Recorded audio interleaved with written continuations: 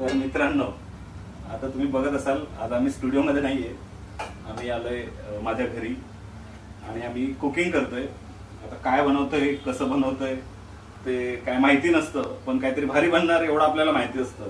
तशातलं काहीतरी बनतंय, पण आमचे सगळ्यांचे लागलेत म्हणून ही परिस्थिती आलेली आहे. पैसे खिशात नाहीयेत, कंगाले. आणि या सगळ्यामध्ये आमचा मित्र ललित लग्न करतोय.